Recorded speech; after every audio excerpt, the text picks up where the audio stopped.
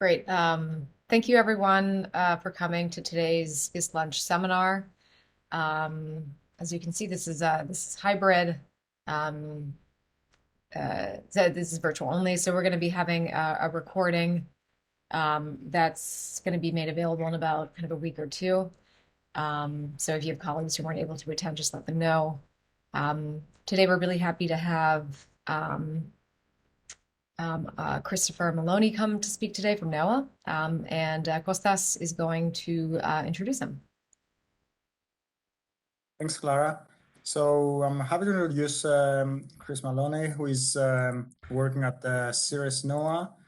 He's a postdoc there. He got his PhD at the University of Colorado 2019, and he's going to speak to us about rocket launches. And to put things in context, this is essentially we have a project that he's part of and we are part of, and we are going to do much of what he's going to present here, I hope, with the GISS modeling in the future. Actually, we're doing it as we speak.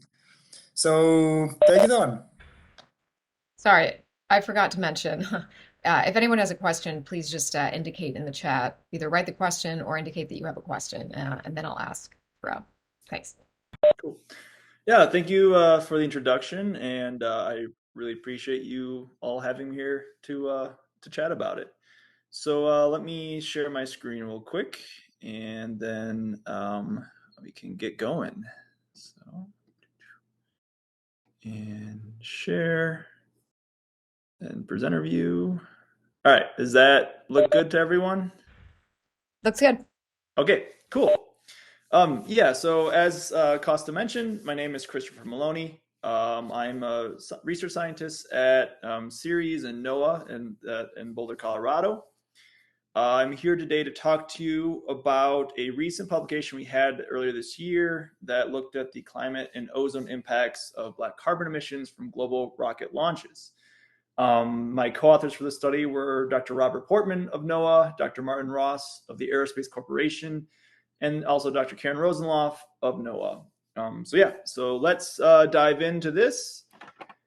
So here's a quick outline of what I'm going to go over in this talk. First, I'm going to kind of do a little bit of setup with the background and scientific motivation. I will talk briefly about how we set up the model to perform these simulations. And if you have any more in-depth questions, please feel free to ask. Then I'll talk about sort of the results, sort of the climate response. We looked at three main things: temperature, dynamics, and ozone. And then I will talk a little bit about some more severe emission scenarios we looked at in the paper, and then kind of some concluding thoughts and kind of where to next.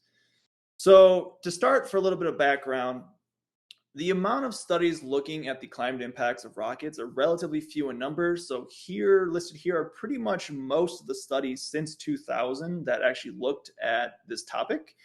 If you kind of look on here, my co-author, Dr. Martin Ross, is a part of a lot of these studies. Really there hasn't been a lot of momentum to look at the climate impacts simply because there hasn't been a significant amount of space travel, really. We had less than 100 launches per year on a general, for a long time. And, it wasn't really a big source of emissions that we were kind of really concerned about.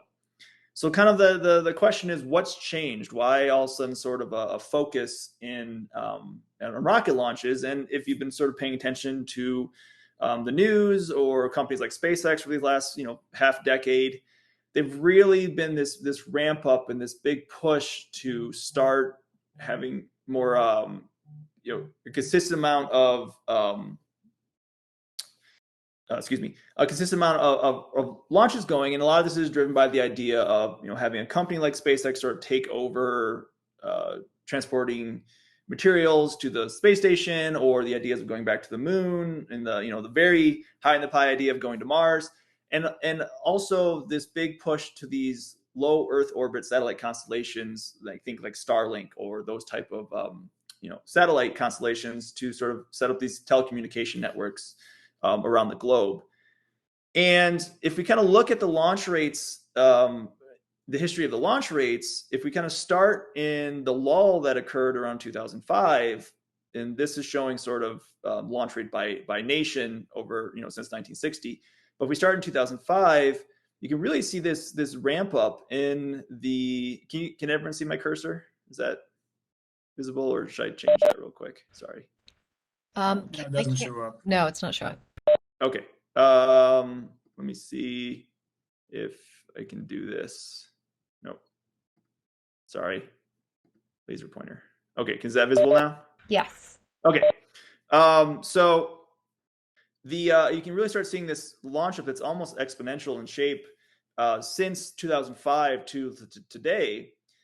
And this is expected to continue to accelerate in the coming decades. And as I kind of mentioned, the main reason for this is these low Earth orbit satellite constellations. So here are kind of two idealized images of what these constellations might look like. And on the left here is sort of a night sky view from the surface of what the spread of a satellite constellation, like a single line of satellites might kind of look like if you could see them. And on the right here we have this sort of idealized fairly messy figure, but sort of almost you can see how many little satellites and little tracks are kind of going across the Earth. And if all of these satellite constellations come to bear, the recent GAO report suggests that you're going to have more than 60,000 of these satellites being put into orbit. So that's a significant amount of rocket launches that's going to be required to kind of put these up. So kind of what might the emissions from such activity look like? And here we have sort of two figures that my co-author put together for me that show on the upper panel the stratospheric black carbon emissions in gigagrams per year versus time on the x-axis, and then the launch rate per year versus time. And if we start on the top figure here, we see this total emissions per year increase going up from 2020 to 2050, where we're starting at around 2022, we're about 1 gigagram per year. By 2040, we're looking at approximately 10 gigagrams per year, and then by 2050, somewhere around 50 to 60 gigagrams per year. Most of these emissions will be produced by these methane burning engines, these super large rockets, which are projected to be the workhorse of all this activity. Although I'll mention that these rockets are still being tested, so a lot of this figure here is made on the assumptions that those rockets actually become they really take off, no pun intended, but they become the main workhorse of the space industry and space travel. Also, is making the assumption that these RP-1 rockets, so these are kerosene burning engines, these remain used in somewhat of a capacity. And if you kind of look at based off the emissions compared to these launch rates, we see that the methane rockets, so you can kind of see why there's none shown here yet, simply because they're not really in use. But by mid 2040s, we're looking at over 100 launches per year, and then the kerosene burning engines are currently around 150 per year, but we're looking at closer to 550 per year by 2050. Now, a couple more assumptions that kind of went into the study that I want to just kind of mention here. This is assuming that the LEO constellations become actually are successfully implemented and become fully saturated. As I mentioned, this is assuming that these methane heavy engines take over, and as well as the industry moves to an aviation like paradigm. So what I mean when I say that is essentially, if you think of modern day aviation, planes traveling from to and from fro around the globe, think of that level of activity when you're talking rocket launches. And just a quick little mention here. So this emission index, which is essentially the fraction of the total emission mass that is black carbon, for methane engines is about 20% of that of kerosene burning engines. And now I talked a little bit about methane here, but I want to just pivot to say that the study that we looked primarily at kerosene burning engines. And the reason why that was the case is because, as I mentioned, the methane engines still aren't really in heavy use yet or even fully tested. So our study was based more on if we had this activity, this projected activity uptick but everyone was using kerosene burning engines, so that'd be this RP1 medium. So even under this scenario, by between 2030 and 2040, we're looking at a 10 gigagram per year emission scenario. I'm going to focus for the remainder of this talk mainly on the kerosene burning engines. And these engines tend to be some of the dirtiest in use. So their emission index is approximately 30 grams per 1 kilogram of emissions is black carbon. There's sort of 3 locations within the engine that the black carbon emissions it comes from. So we have the combustion chamber, where approximately 1% of the total emissions is black carbon.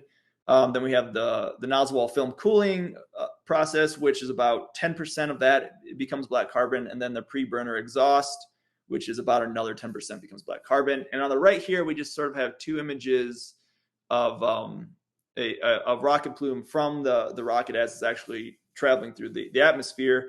You can really see these sort of dirty, dark clouds of black carbon coming out of the tail of these plumes. So these are really kind of heavy polluting rockets. So the idea is, okay, so if we're having this uptick in launch rates, and these are heavily polluting in the stratosphere, kind of why should we care? What is the black carbon actually going to do? And this figure here shows kind of a nice little cartoon from Ross and Veda in 2018 that kind of depicts what the black carbon is going to do. And sorry, an additional reason why we're interested is currently rockets are the only anthropogenic emission source in the stratosphere and above. If you think about modern day aviation, it's generally confined to the troposphere. Very rarely do they ever make it into the stratosphere. And the other potential emission source would be the supersonic aircraft, but those aren't being used very much currently. So it's pretty much just down to rockets putting emissions into the stratosphere. And what the black carbon is going to do up there is, being a sort of dark coloration aerosol, it's going to be strongly absorbing of the incoming solar radiation. And when you absorb the shortwave radiation, it'll eventually re-emit that as heat, which is depicted by these sort of little red squiggly lines here.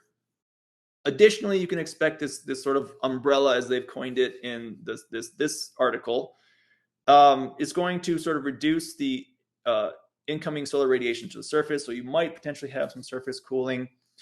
But the main impact from the black carbon is going to be the stratospheric heating. And when you start heating the stratosphere, you can start to potentially expect impacts on ozone chemistry that's sensitive to temperature, stratospheric circulation. Some aerosols in the stratosphere actually can serve as a pretty decent surface area for ozone heterogeneous chemistry to occur on. And in that case, if that happens, then you can actually have more ozone destruction through that route. Also on this figure, just to mention, because it's here, alumina particles is another sort of interesting aerosol emission from rockets, although it's primarily confined to solid rocket motors. So we don't really look at it in this study, but it is something that I think is down the road is something else we should look at. But I'm only going to be talking about black carbon here. Okay, so I'm going to quickly talk about how we set up the model, just kind of a brief overview here.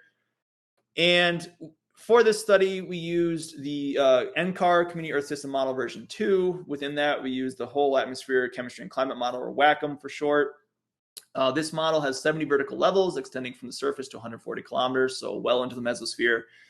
And the aerosol model we used within WACCM is called the Modal Aerosol Model version 4, or MAM4. So essentially, when we put the black carbon emissions into the model, it went into this MAM aerosol model, which then put it into the rest of the chemistry and dynamics code and things like that. We performed 4 simulations, a control case that was then compared, that was using year 2000. It started with year 2000 conditions and then was allowed to evolve. And it was compared with 3 emission scenarios: a 10 gigagram per year emission scenario, a 30 gigagram per year emission scenario, and a 100 gigagram per year emission scenario. And I have the 10 gigagram one here in bold because this is what we primarily focused on in the study, because this was the most reasonable within the next, couple decades. The 30 gigagram and 100 gigagram cases are actually still relatively reasonable, but we use them more as a hypothetical to look at how the climate response will scale with increasing emissions. So for most of the study, I'll be talking about the 10 gigagram case. Each scenario was run for 50 years, starting in year 2000. We excluded the first 10 years from the data simply to let the model kind of reach equilibrium. As I meant, there were sort of two, I don't want to get too in the details here, but there's sort of two ocean settings that we used. One was a data ocean and another was an evolving ocean, both initialized in the year 2000. This let us the data ocean let us essentially isolate the radiative transfer impacts, while the evolving ocean let us look more at the dynamical temperature chemical responses. We emitted black carbon at 29 north and 80 west in one model grid box. This is essentially the global average launch location. And then it was spread out between 15 and 70 kilometers, which is depicted in the figure on the right here. And essentially what we had was these 5-kilometer bins with a fraction of the total emission emitted in each bin. If multiple model levels could be found within a 5-kilometer bin, we essentially partitioned it evenly amongst the model levels within that bin. And if you notice, there isn't really a lot of emissions below 15 kilometers, and that's in part due to there's various afterburning processes that occur lower in the atmosphere and the troposphere that sort of eliminate a lot of the black carbon emitted. So it's actually not a lot of this is black carbon emissions occurring above the stratosphere, in the stratosphere and above. So that's kind of the quick and dirty of the model setup. If you kind of want to think about what it looks like, if you're standing in the model, what these emissions are going to kind of look like, there's a nice little zonal slice here for you guys. Don't worry about the actual values. This is more just a visual aid.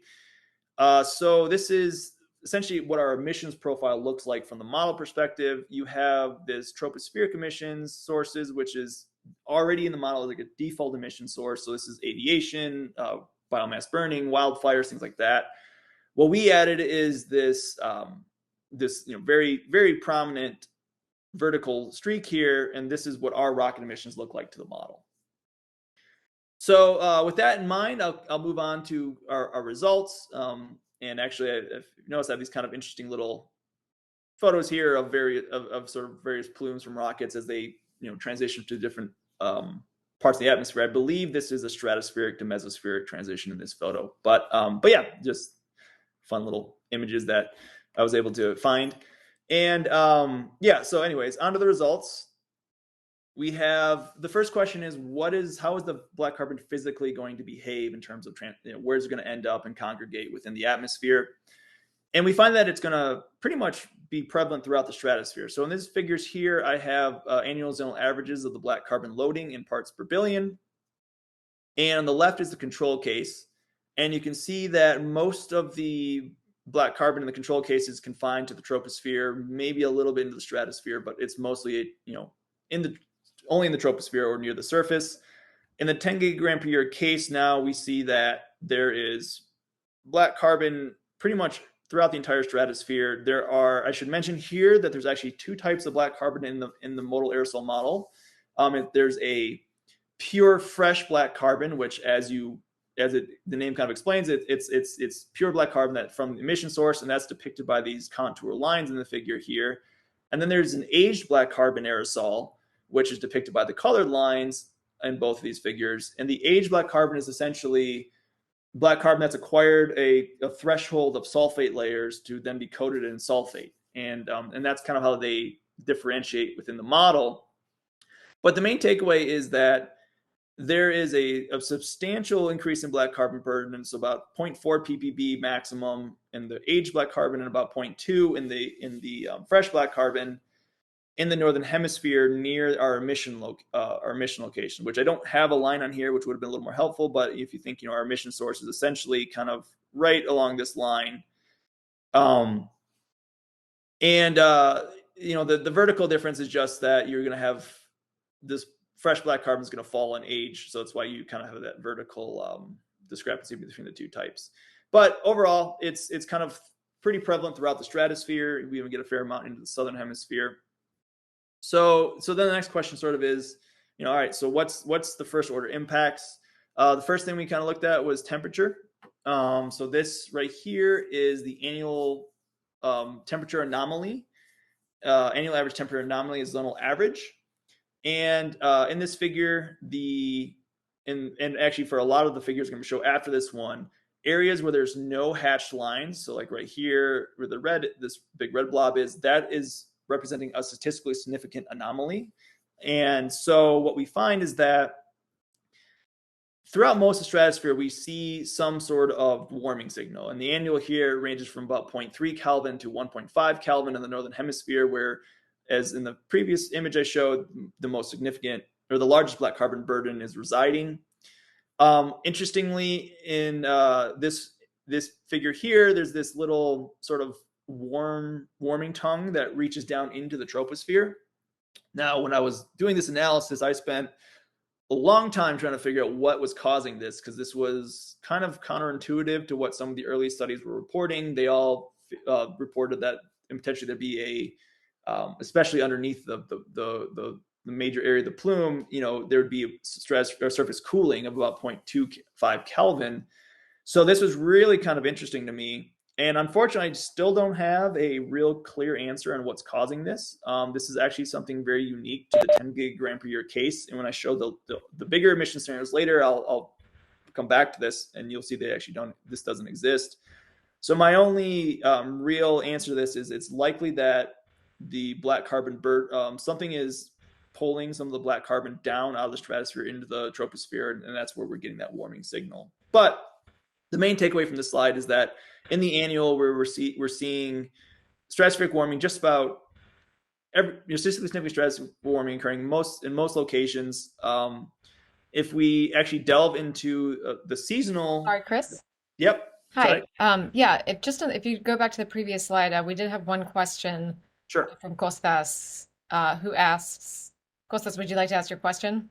Yeah, sure. Actually, this is in the slide before that one. Oh, okay. This one. So it looks like that you have a lot of aged black carbon deep into the stratosphere. And I was wondering if you have OCS in the model. Oh, I actually hadn't. Oh my gosh, it's been so long since I looked at that. Yeah, I'm not sure at this point. I think it is in the model. That's okay. It should be. It should be in the model. Yeah, I can look that up for you later. Okay, thanks. Yeah, sorry. Chris, sorry, and then I was just going to make a quick comment on the next slide. Sure. Your comment about that kind of a long isentropic tongue of warming that you see, that does look so much like a canonical strat-trop exchange thing. So I'm not sure if you carried any passive tracers in these integrations, but you might be able to see something evident in those too. That's a good point, and I tried, and I'll get to these figures in a little bit, but I did try to look at if there's sort of a dynamical, real clear almost way of transporting this black carbon. And the troposphere in our model was very noisy, so I couldn't really pull anything out of there. But yeah, that's a good point. And unfortunately, dynamics isn't my strength. But yeah, yeah, thanks for pointing that out. Okay, where was it? Oh yes, so the seasonal impact, and what we find is that the annual temperature response is in the stratosphere is primarily driven by the summer months in the northern hemisphere, so June, July, August, where it has a very similar northern hemisphere pattern, where actually we're getting up to about almost 2 Kelvin warming here. There's an interesting warming scenario occurring in the southern hemisphere at 60 south, but yeah, for the most part, this is sort of mimicking the annual. The winter months, December, January, February, is much less kind of clear in comparison to the annual, but we actually do see a little bit of that tropospheric strat tongue, and then there's still statistically significant warming kind of occurring throughout the stratosphere here. So as we kind of touched on earlier, that I was going to actually talk about the dynamics a little bit. So once we have this, this essentially big warm pool forming in the stratosphere, my next question is, well, how does that change the winds or the circulations? So there's a lot going on in this slide here. I'll kind of step through each one of these panels. So we'll start with the winter zonal, the December, January, February zonal winds. And there's sort of a main takeaway from each panel below it to kind of help guide you. But here, mainly, the one big kind of interesting thing was you have this sort of weakening of the subtropical jets in the northern hemisphere polar jet, while the southern hemisphere polar jet actually is kind of strengthening in intensity. If we look at the vertical and meridional components of the winds, and I'm going to kind of talk about these two together, you kind of get an interesting picture of what's overall happening in the stratosphere. So in this middle panel, vertical flow is a stronger vertical flow is going to be represented by warm colors. And in this right panel here, a stronger northward flow is going to be represented by warm colors. So if it's a blue, then it means it's weaker vertical flow or faster descent in this panel here. So what we can see in the tropics is that there's actually a weakening of the vertical ascent that's occurring in the stratosphere. And this is part of the slow ascent of the Brewer-Dobson circulation.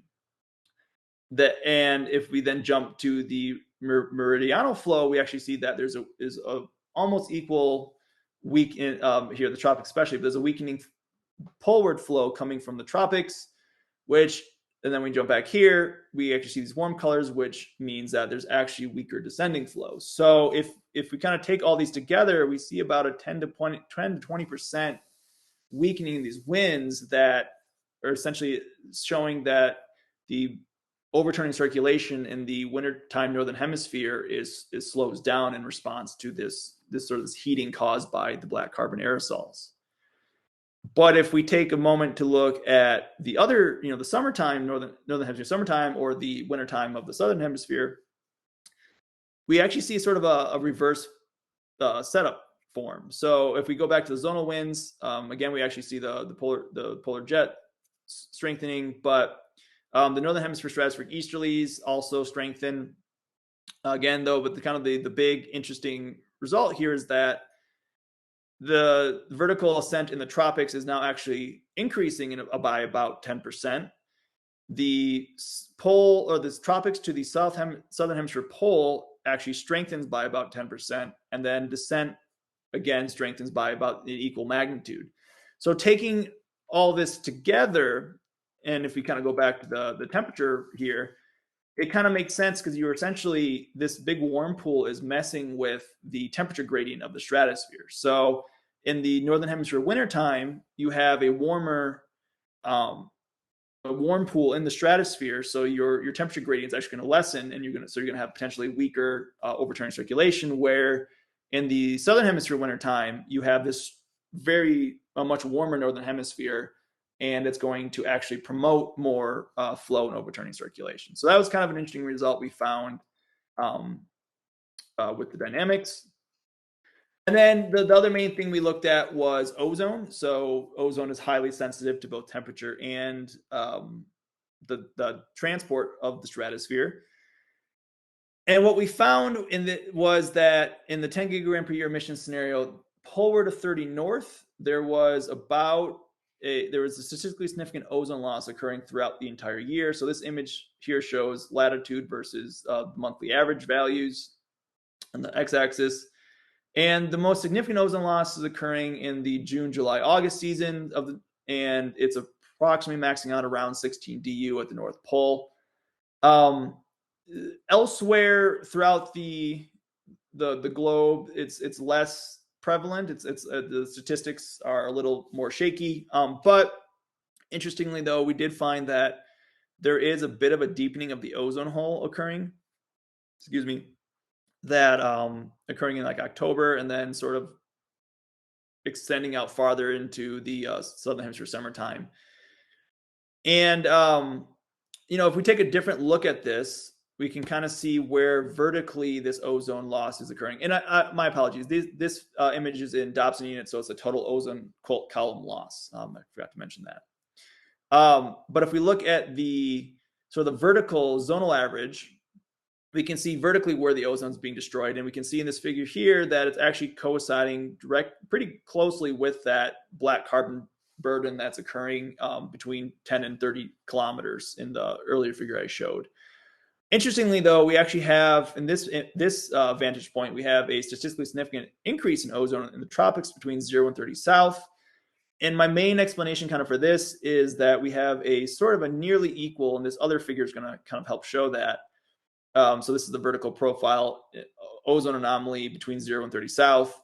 And you can see there's sort of a nearly equal ozone loss occurring at 30 kilometers that is then, in my explanation, is allowing UV light to penetrate deeper into the tropical stratosphere and actually promote the production of ozone, lower in the stratosphere. Plus, as I mentioned, for a good chunk of the year, the vertical ascent is actually slightly slower, so you're going to have potentially more ozone being trapped in the tropical region. So this was a very interesting result we found. The one main question, though, was what is really driving this change in ozone? Is it temperature impacting reaction rates? Is it dynamics with the transport, or is it a change in heterogeneous chemistry because you have this essentially what the model sees as a sulfate aerosol, the aged black carbon sitting there, and is it promoting ozone destroying heterogeneous chemistry? So we performed an additional simulation where we still had the black carbon emitted, but we took the additional sulfate surface area density added by that black carbon and removed it from the chemistry code. So essentially all we left within the model was the radiative impacts from the black carbon. So the idea would be if there's a difference in the figures or if they look the same, then we can see exactly what is due to temperature warming or dynamics versus heterogeneous chemistry. And we found that in the northern hemisphere, in particular, it's primarily driven by temperature and dynamics. So here are the same images A and B as in the previous slide. And if we look right now, it's focused on the northern hemisphere. We see that the ozone loss over the course of the year, and then in the vertical is pretty similar to what's going on in the previous figure. There's a slight deviations, but it's about the same magnitude and the same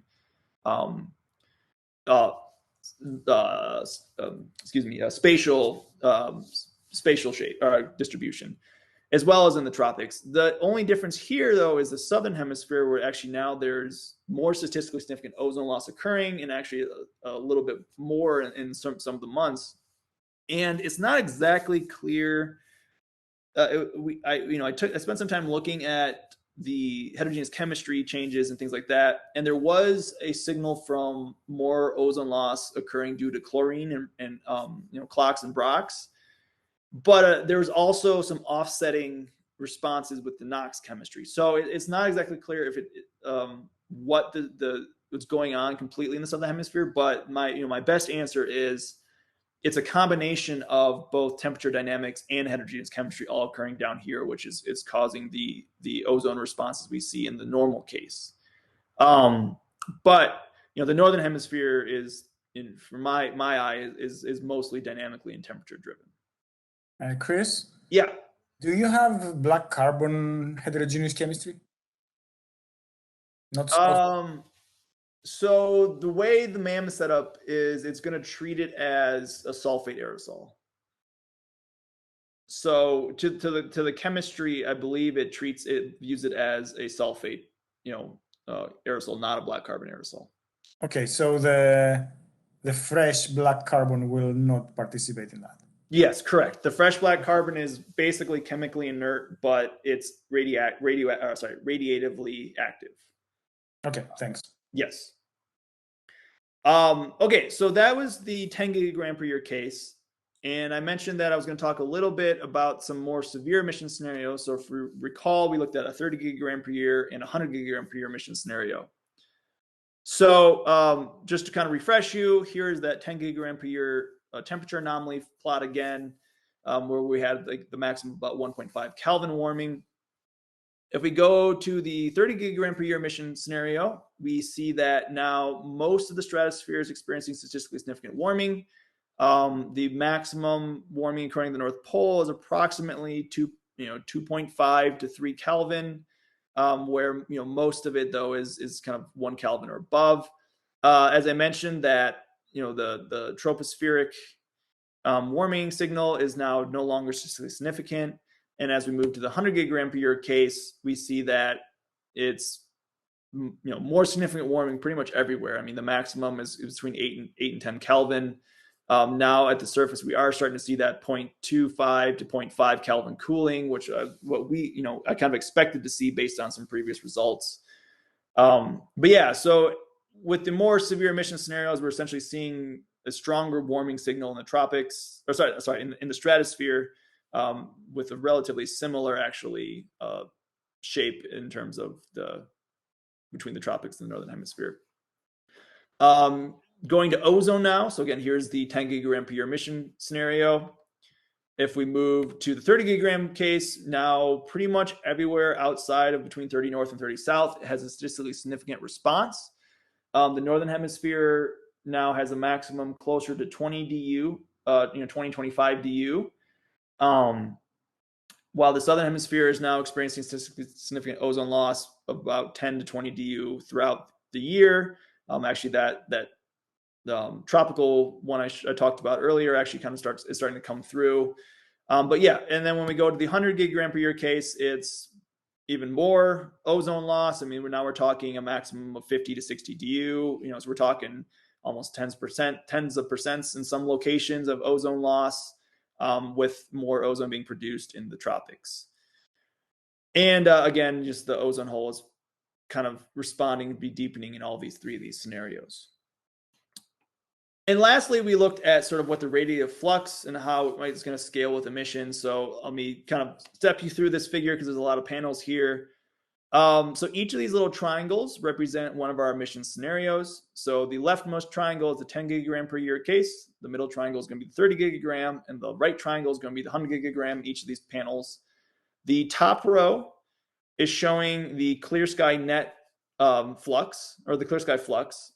And the bottom row is showing the all sky flux. And the main difference between those within our model is essentially are clouds being included in the flux calculation. So the all sky includes clouds, where the clear sky includes no clouds. The leftmost column is the 200 millibar shortwave flux. So this would be the shortwave flux directly below that sort of black carbon layer that was forming in the stratosphere in my earlier figure. The middle column is the 200 millibar long wave flux, and then the far right is the top of the atmosphere net flux. So that's sort of the combination of these two. And as you might expect, as the more black carbon is emitted per year, the shortwave flux decreases in terms of how much shortwave is reaching below that layer. But if there is sort of a in the stratosphere this push and pull, where if there is a perturbation to one of the sort of shortwave or long wave, you're going to almost have an immediate, nearly equal response in the other direction. So the long wave flux is pretty much a reverse image of the short wave, where you're actually increasing the amount of heat being emitted as it's being absorbed. And then we get to the top of the atmosphere, and there's a couple interesting things going on here. For starters, the clear sky flux actually shows a sort of a negative trend, which is a little counterintuitive because you'd expect black carbon to be a strong heating source. And my best explanation for this is essentially that the model is actually being more efficient with absorbing than it is emitting with heat. But as I'll kind of show here, some of these values are actually not statistically significant. If this is more here to just kind of show the trend. So really, between both these fluxes, these are the only statistically significant values, the 30 gigagram, the 100 gigagram cases. If we go to the all sky flux, where clouds are now included, we actually see that there's a different pattern and than to the clear sky, and that suggests that there may actually be a cloud impact going on. Some of the black carbon could be either making it into the upper troposphere, lower stratosphere, and potentially stimulating some sort of ice nucleation in clouds there. We could potentially have polar stratospheric clouds or polar mesospheric clouds forming. Well, mesospheric ones are less likely, but polar stratospheric clouds forming. We didn't actually look at the cloud impact for our study. That wasn't part of our focus, but there's potentially something going on there with the black carbon could be interacting with the clouds. That actually is something that'd be interesting looking at in future work. And actually, speaking of a polar mesospheric cloud, here's one from a rocket I believe it's one of the shuttles from a few years back that it produced as it was going through the atmosphere. But that is pretty much all of our results. I'm just going to kind of leave you with some final thoughts. The next steps of what I'm either working on now or would like to work on, as Costas kind of mentioned earlier. I'm part of working with some folks at GISS to sort of recreate the study we did here with the GISS model, as well as look at sort of what these new methane fueled rockets, potentially how they could impact the atmosphere. As it might have been buried in the details, but I kind of mentioned earlier, the new methane rockets are actually cleaner than the kerosene burning engines, but with the sheer number that are planning to be launched, it's not as unclear if the cleaner rockets are actually going to make much of a difference. So looking at how the emissions from these rockets is sort of something of interest, as well as doing multi-model comparison studies. So as great as the NCAR model is, it has its own biases. So having other models to kind of compare with, and then you can sort of converge on a agreed upon sort of result that all the models are showing, can help really show what the climate response can look like. And then I talked a lot about the beginning about these low Earth orbit satellite constellations and how they're we're looking at thousands and tens of thousands of satellites going up. The emissions from rockets is very interesting, but something that isn't really heavily focused on yet is what about reentry emissions? So currently, kind of with rockets were a few years ago, the amount of emissions coming from satellite reentry isn't that big. I mean, compared to the meteoric flux, it's pretty darn small. But when you're talking about thousands of satellites that have relatively short lifetimes on order of a couple of years, 3 to 5-ish years, your flux could actually become quite large. And my co-author and I kind of did this calculation, and we think that approximately about 3.5 gigagrams of aerosol could be emitted per year, which is still smaller than the meteoric flux, but it's on the same scale. So when you get to that level, you might actually start seeing a climate some sort of response. And on top of that, we have no idea what these aerosols are going to look like or how they'll behave. So they're going to be metallic likely, but what metal? Aluminum, nickel, titanium are a lot of commonly used metals. Is there going to be some weird silicate or plastic that kind of survives and makes it into the mesosphere and the stratosphere? And then, so how will they behave in terms of heterogeneous chemistry with ozone? Will they be reflecting, absorbing? Could they be a good cloud condensation, nuclei? Things like that. So that's kind of another interesting topic I've been working on, and I'm trying to kind of do some studies on. And then lastly, sort of my soapbox moment. What I think as a scientific community we kind of need, and as I've more, and those would be like more multi-model comparison studies, as I kind of mentioned, having more slices of the pie of different models looking at this topic, I think could really help kind of us converge on a good story in terms of how the climate is going to respond to rocket emissions. And I'm a modeler, so I understand there's a lot of logistics and things that come across when you're trying to get in situ observations. But if I could get an in situ high altitude aircraft observation traversing a plume of a rocket that just traveled through, it would be amazing. I mean, that could really help us. We have lab studies and things like that, but we have very few in atmosphere studies of a rocket, or in sampling of a rocket plume, and being able to kind of observe those and being able to take that information and parameterize the aerosols in the model would be very useful. And then lastly, just having closer collaboration with the folks who are actually producing these engines, I think would be very beneficial. They have information that we don't really know of from the scientific community that we could use to help improve our model simulations. And then we can also take our results from those simulations and help sort of inform and move to a more sort of responsible engine use and things like that, and try to avoid potential pitfalls in the future. So that's everything I have for today. Thank you so much for your time, and I appreciate you listening in on this. I'll leave you with this last little slide here that kind of has some of the papers I mentioned, and I'm open to listen to have questions.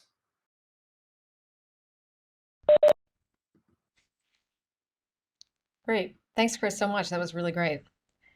Do we have any questions?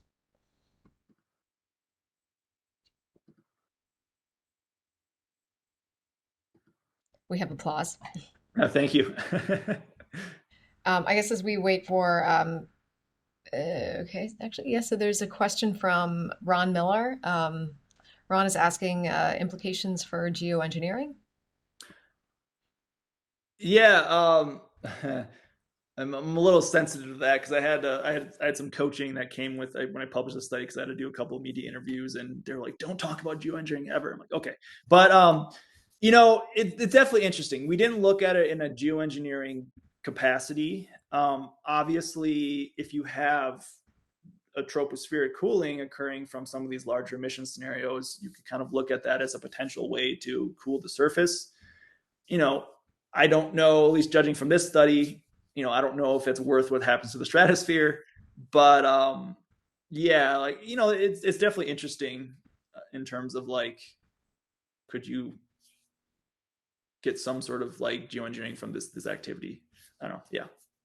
I guess one question I was thinking about like just the regional response. I mean, um, can you see anything that was robust in the regional response, that might tell us something about, geoengineering? I mean, I understand it's hard to talk about these things. I just want to remind you that this is being recorded, but Yeah. otherwise, if you have any comments, that'd be great. Yeah. I mean, I don't think we looked at it enough to really give you a good answer, unfortunately.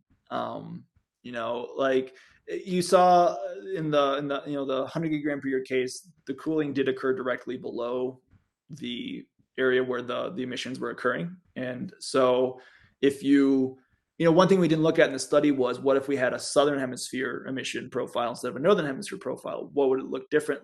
How would it look different, right? And I would guess it would look pretty different because of just how the stratosphere behaves.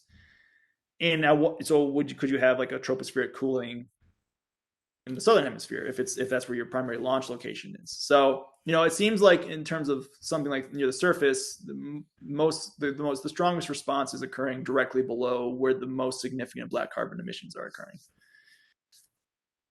I mean, is that due to the location of the launches, or is it just due to where you have strat mixing? I mean, what do you think that is? Is that just I think it's probably both, but I think it's mainly due to the location of the launch. Because if you remember the burden profile or the burden figure I showed, the most significant increase in black carbon burden in the stratosphere occurred right at the latitude where the emissions were directly occurring.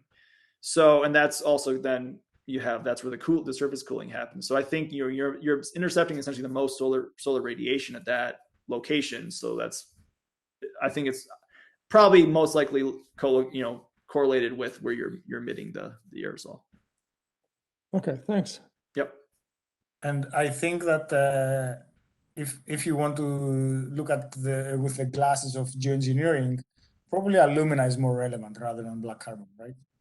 Yeah, I mean, alumina is highly reflective, and actually, that's something I've talked with Marty a little bit, my co-author, about looking at alumina simply because there's been some work looking at the chemical impacts of alumina on the stratosphere, but there's been very little work looking at the radiative impacts. So it's a highly reflective metal. So how would that impact in terms of changing temperatures and things like that? I'll note there was a question that was related to what Ron was asking about location, except now Robert Field's asking, do you think that the day-night timing of the launches is important? Yeah, we didn't actually look at that. So our emission was pretty much a constant emission the way we set it up. That would be interesting in terms of how that could affect things like transport and things. So yeah, I would be I don't know. I think there would probably be, if you launched everything at night versus everything in the day, I think there probably would be some effect, but I can't really speak to what it would be.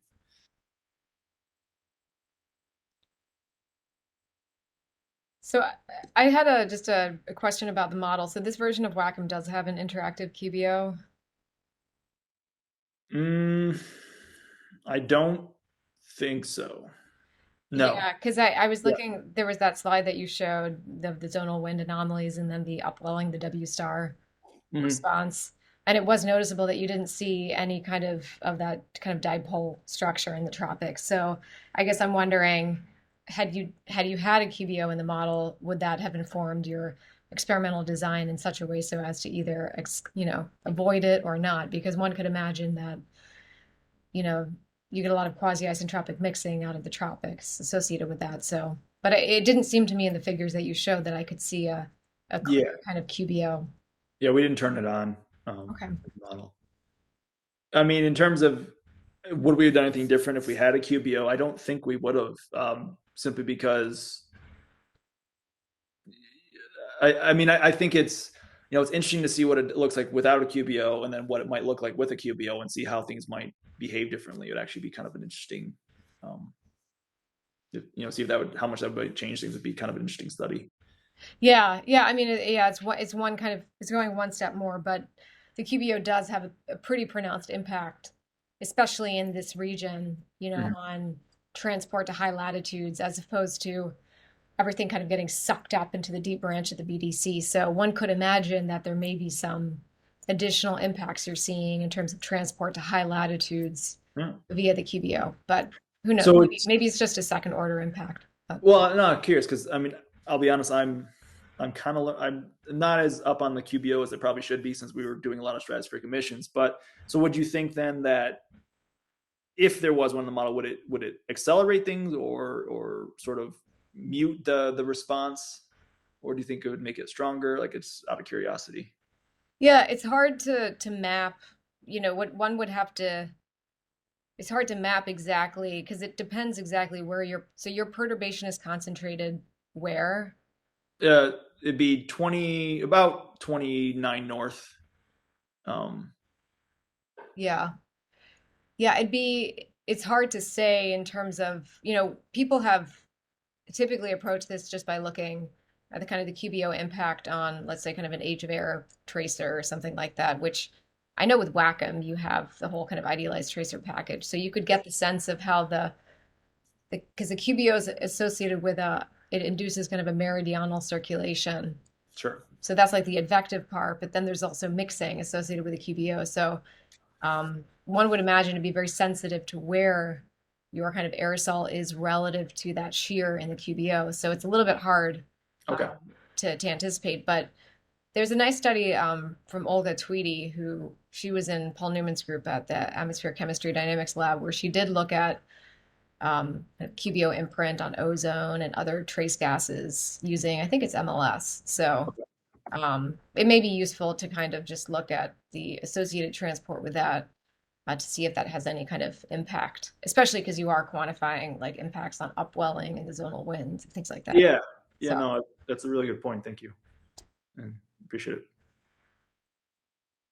Great. Does anybody else have any questions?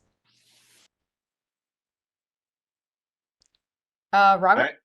Yeah, Chris, is there like a sort of along, it's not like QBO, but along seasonal lines, is there a seasonality to the launch calendars? Oh, you mean in terms of, do they launch rockets more at one time of the year than the other? Honestly, I haven't looked at that. We generally, the way we kind of just did it more of an annual average is the way we looked at it. Yeah. But that's a good question, because that would actually inform the seasonal responses, right? Because you're essentially having an emission occurring, let's say, only 6 months of the year versus 12 months of the year. I mean, my only kind of response to that would be the way we set this up. We let the stratosphere reach an equilibrium. So it kind of was the point where what our burden was essentially what was going to be hanging out in there regardless of the time of the year. Yeah. So that's an interesting caveat to look at, but I'm not exactly sure it's going to have much of an impact, simply just because once it's in the stratosphere, it's going to be up there. And what's the overturning circulation lifetimes? I think 3 to 4 years. So you're going to have these aerosols up there for a fair amount of time, and you're going to reach this sort of equilibrium up there. Yes. Yeah. Okay.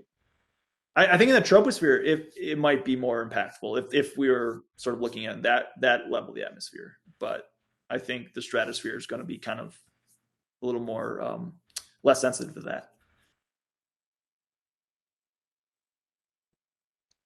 Great. Okay, well, I think this is a good time to wrap up. Thank you so much for giving that great presentation. Thanks everyone for coming. Again, this has been recorded. Probably will be available in about a week or two. So if you have colleagues who weren't able to see it or attend today, you can just point them to that. Thanks again, and have a great day, everyone. Yeah, and thank you for having me. I appreciate it. Thanks, Chris. Thank you, Chris. Thank you, Clara. Thanks.